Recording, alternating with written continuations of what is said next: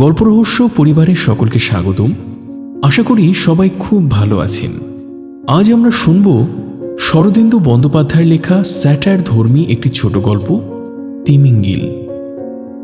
আমাদের এই আয়োজনটি ভালো লেগে থাকলে অবশ্যই সাবস্ক্রাইব করে ও বেল আইকনে ক্লিক করে আমাদের পাশে থাকুন। পরিবার, বন্ধু ও স্বজনদের সাথে শেয়ার করুন এবং আমাদের এই চ্যানেলটিকে সকলের মাঝে ছড়িয়ে দিতে সাহায্য করুন। তাহলে চলুন শুনে আসি শরদিন্দু বন্দ্যোপাধ্যায়ের লেখা ছোট গল্প, তিমিঙ্গিল।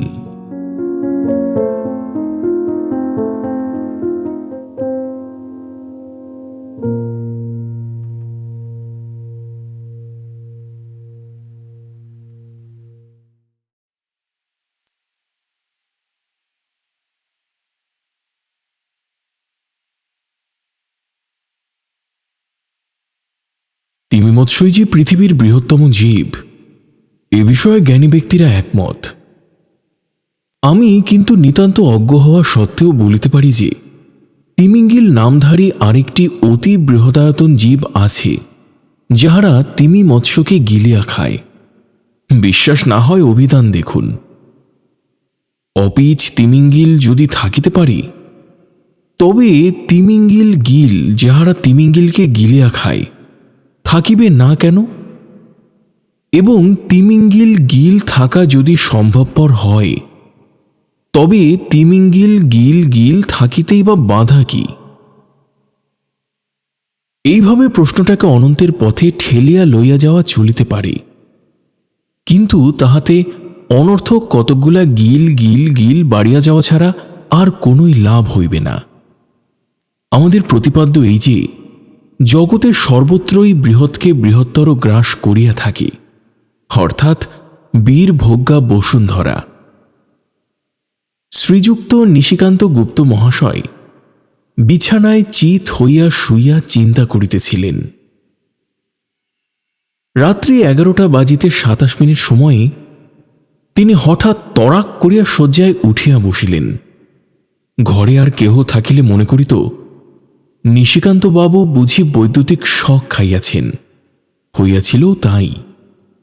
তাহার মস্তিষ্কের ভিতর দিয়া 40,000 ভোল্টের প্রচণ্ড একটি আইডিয়া খেলিয়া গিয়াছিল।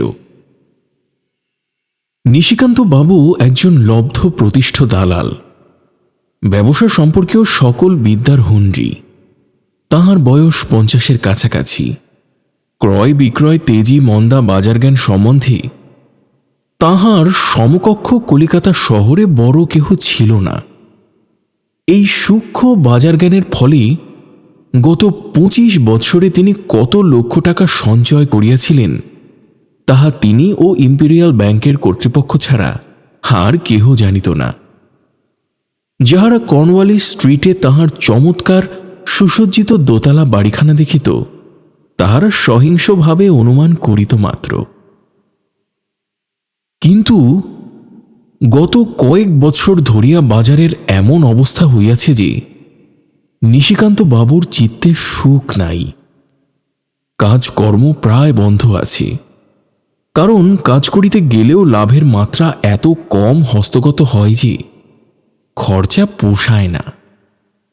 ব্যবসার জগৎটা যেন ধীরে ধীরে প্রলয় পয়ধি জলে ডুবিয়া যাইতেছে।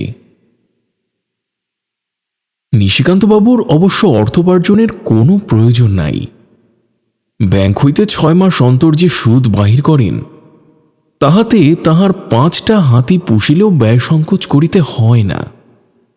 কিন্তু নিশিকান্ত কর্মী পুরুষ, অর্থোপার্জনের নেশা তিনি 25 বৎসর ধরিয়া অভ্যাস করিয়াছেন।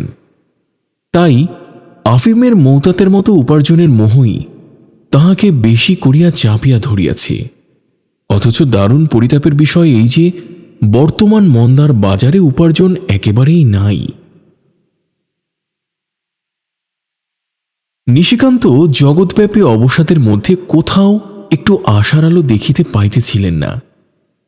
এমন সময় রাত্রি 11:27 তাহার মাথায় 40,000 ভোল্টের বিদ্যুৎ খেলিয়া গেল। আলোক বিভ্রান্তের মতো নিশিকান্ত কিছুক্ষণ বিছানায় জড়বৎ বসিয়া রহিলেন। তাহার মাথায় ঘুরিতে লাগিল, মোমবাতি, হ্যারিকেন লণ্ঠন। হাত বাড়াইয়া তিনি বেড সুইচ টিপিলেন। রক্তবর্ণ নৈশদ্বীপ মাথার উপর জ্বলিয়া উঠিল। নিশিকান্ত প্রায় 10 মিনিট মুগ্ধ তন্ময়ভাবে সেই দিকে তাকাইয়া রহিলেন। তারপর ধীরে ধীরে আবার শয়ন করিলেন।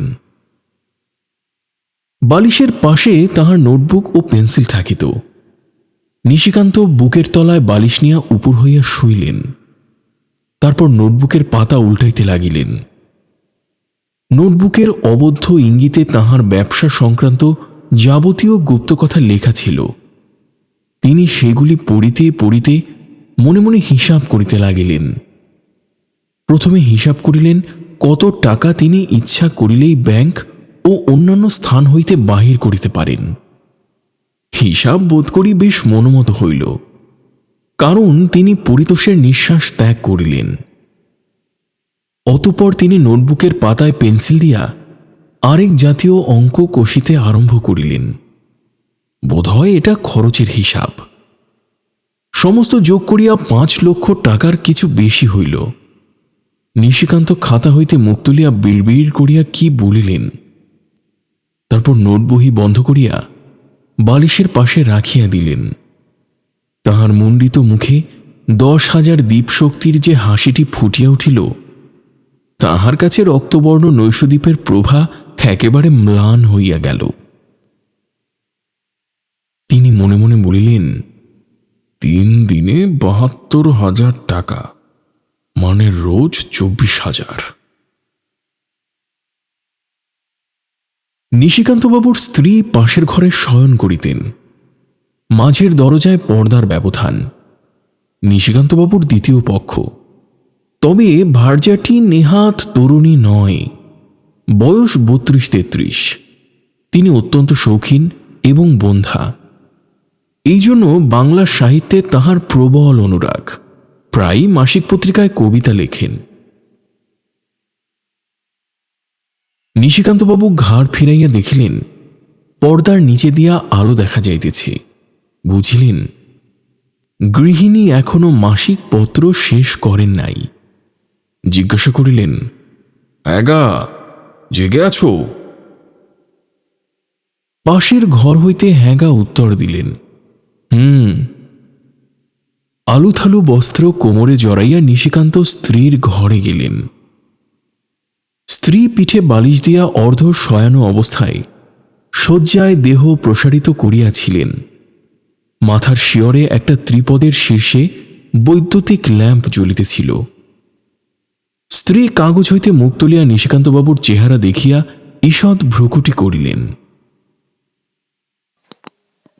নিশিকান্ত আলোর নিকটে গিয়া সুইচ টিপিয়া আলো নিভাইয়া দিলেন, আবার জ্বালিলেন, আবার নিভাইয়া দিলেন। বিরক্তভাবে গৃহিণী বলিলেন, ও কি হচ্ছে? নিশিকান্ত বলিলেন, বেশ না, এই ইলেকট্রিক বাতি সুইচ টিপলেই নিভে যায়, আবার সুইচ টিপলেই জ্বলে ওঠে।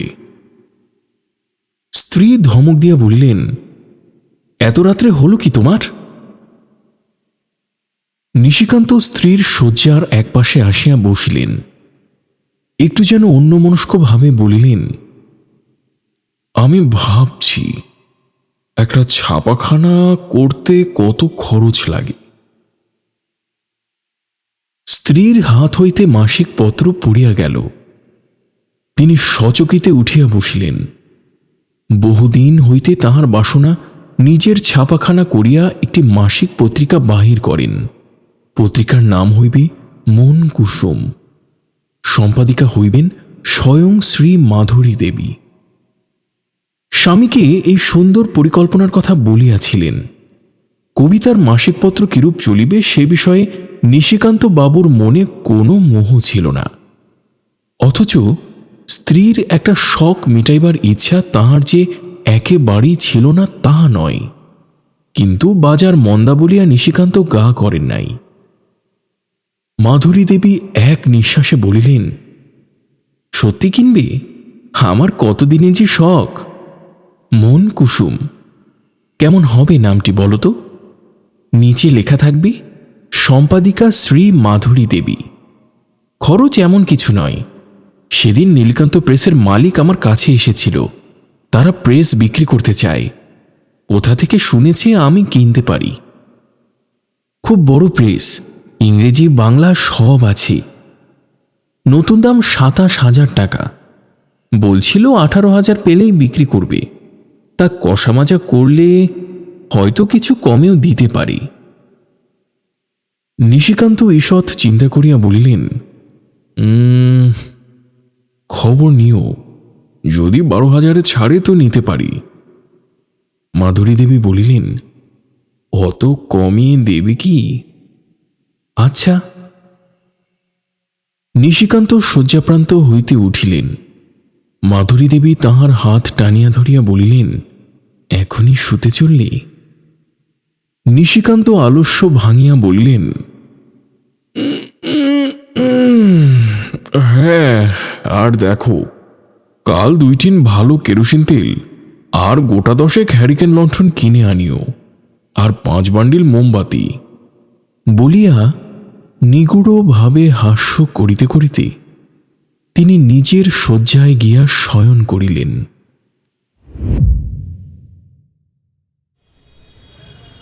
অতঃপর 7 দিন ধরিয়া নিশিকান্ত বাবুর ভোমরা রঙের সিডান বডির গাড়িখানি মধু সঞ্চয়ী মৌমাছির মতো কলিকাতার পথে পথে গুঞ্জন করিয়া উড়িয়া বেড়াইল। নিশিকান্তবাবু কোথায় কোথায় গেলেন ও কাহার সহিত নিভৃতে কি কথা বলিলেন তাহা ব্যক্ত করা আমাদের সাধ্য নয়। সাধ্য হইলেও বলিতাম না। পরের গুহ্য কথা প্রকাশ করিয়া দিতে আমরা ভালোবাসি না। এইসব যাতায়াতের ফলে নিশিকান্তবাবুর ব্যাংক হইতে লক্ষাধিক টাকা অপসৃত হইয়া কোন মৌচাকে সঞ্চিত হইল তাহাও বলিব না। ঘুষির পুংলিঙ্গে যে শব্দ উৎপন্ন হয় তাহাকে আমরা অত্যন্ত ঘৃণা করি। তারপর মাল খরিদ আরম্ভ হইল। নিশিকান্ত বাবু যে যে মাল খরিদ করিয়া বাজার কোণঠাসা করিলেন তাহার ফিরিস্তি দিবার প্রয়োজন নাই। তিনি বাজার উজাড় করিয়া গুদামজাত করিলেন। বড় বড় দেশি বিলাতি ব্যবসায়ীরা ভ্রু তুলিল, মনে মনে হাসিল, কিন্তু অকপট আনন্দে হাত ঘষিতে ঘষিতে মাল সরবরাহ করিল। কেবল নিশিকান্তবাবু কেরোসিন তেলের দিকে গেলেন না। অনেক মূলধন চাই, লাখে কুলাইবে না। অপ্রসন্ন চিত্তে তিনি মনে মনে বলিলেন, করিনিক বেটারা কিছু লাভ। 10 দিনের দিন নিশিকান্ত বাবুর সমস্ত আয়োজন সম্পূর্ণ হইল। তিনি গুদামে গিয়া মাল পরিদর্শন করিলেন, অফিসে বসিয়া খাতাপত্র তদারক করিলেন।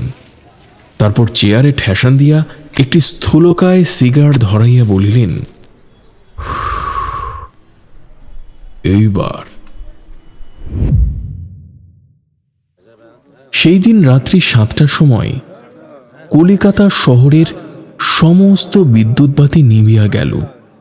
রাত্রি 10টার সময় রাস্তার গ্যাসবাতিও হঠাৎ দপদপ করিয়া চক্ষু মুদিল। 3 দিনের মধ্যে আর জ্বলিল না।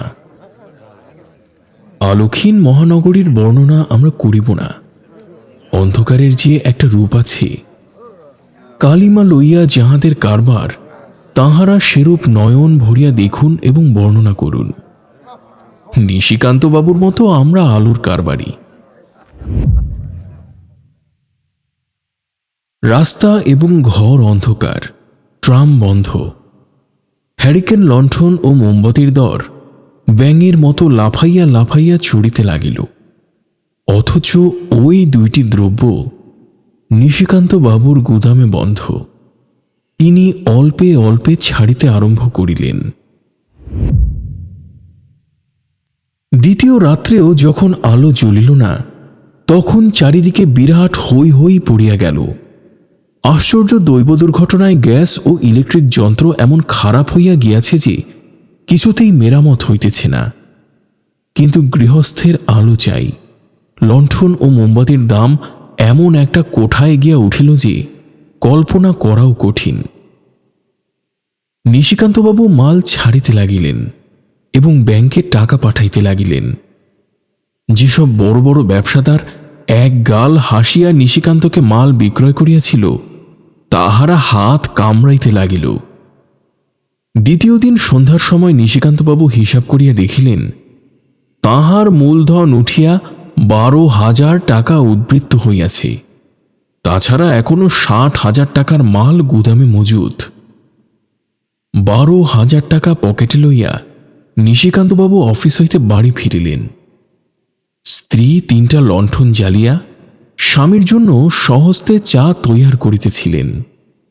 তাহার কোলে নোটের তারা ফেলিয়া দিয়া হাসিতে হাসিতে বলিলেন, এই নাও। মাধুরী দেবী এক মুখ হাসিয়া স্বামীকে অভ্যর্থনা করিলেন। আজ সরকারকে বাজারে খোঁজ নিতে পাঠিয়েছিলুম। একটা হ্যারিকেনের দাম 5 টাকা। হ্যাঁ গা, আর কদিন। তৃতীয় দিন সন্ধ্যার সময় নিশিকান্তবাবুর গুদাম খালি হইয়া গেল। শেষ কিস্তির 60,000 টাকা ব্যাংকে পাঠাইবার সময় ছিল না। এই টাকাটাই নিশিকান্তবাবুর মূল লভ্যাংশ। এত টাকা এখন কোথায় রাখিবেন? নিশিকান্ত একটু চিন্তা করিলেন। চেক নয়, নগদ টাকা। অফিসের লোহার সিন্ধুকে রাখিয়া গেলেও চলে, কিন্তু 2-1টা সংবাদ নিশিকান্তর স্মরণ হইল। অন্ধকারের সুযোগ লইয়া চোর গুন্ডার দল খালি অফিস বাড়ি ইত্যাদি ভাঙিয়া লুট করিতেছে। বড় বড় 2-3টা অফিসে এরূপ ব্যাপার হইয়া গিয়াছে। নিশিকান্ত নোটের গোছা পকেটে পুড়িয়া লইলেন। বাড়িতে রাখিলে সবচেয়ে নিরাপদ হইবে। বাড়িতে 5টা গুর্খা দারোয়ান, 10টা চাকর আছে। তাহার উপর আবার 2 জন কনস্টেবলকে খরচা দিয়া পাহারা দিবার জন্য নিয়োগ করা হইয়াছে। নিশিকান্ত অফিস হইতে বাহির হইয়া যখন মোটরে চড়িলেন, তখন সন্ধ্যা উত্তীর্ণ হইয়া গিয়াছে। মোটরের কাচের ভিতর দিয়া দুধারী রাস্তার চেহারা সকৌতুকে দেখিতে দেখিতে চলিলেন। কলিকাতা যেন রাত্রিযোগে ভৌতিক শহরে পরিণত হইয়াছে। বড় বড় দোকানের বিদ্যুদন্ত বিকশিত হাসি আর নাই, অধিকাংশই বন্ধ। যেগুলি খোলা আছে তাহাতে মোমবাতি ও লণ্ঠন জ্বলিতেছে। পথে গাড়ি মোটরের চলাচলও কম। মানুষ যাহারা যাতায়াত করিতেছে তাহাদের নিশাচর প্রেত বলিয়া ভ্রম হয়। কলেজ স্ট্রিট বাজারের নিকটে পৌঁছিয়া নিশিকান্ত বাবুর ভারী কৌতূহল হইল। কোনো একটা বড় কাজ করিয়া সাধারণের মতামত জানিবার ইচ্ছা স্বাভাবিক। তিনি মোটর হইতে নামিলেন। একটা ক্ষুদ্র দোকানে আলো জ্বলিতেছিল। তাহার সম্মুখীন হইয়া জিজ্ঞাসা করিলেন, মোমবাতি আছে? দোকানদার বলিল, আগে আছে, 3 টাকা বান্ডিল। নিশিকান্ত পকেট হইতে 3 টাকা বাহির করিয়া দিয়া ছদ্ম বিরক্তির কণ্ঠে বলিলেন, দিন 1 বান্ডিল। যত সব চোরের পাল্লায় পড়া গেছে। ইংরেজিতে যাকে বলে শার্ক, এই ব্যবসাদারগুলো হচ্ছে তাই। দোকানদার নেহাত অশিক্ষিত নয়, একটু রসিক, বলিল, শার্ক তো পদে আছে মশাই। ব্যবসাদারেরা যাকে বলে তিমি মাছ, তাই আস্ত গিলে খায়। নিন 1 বান্ডিল। নিশিকান্ত দোকানদারের কথাগুলি চাখিয়া চাখিয়া উপভোগ করিলেন।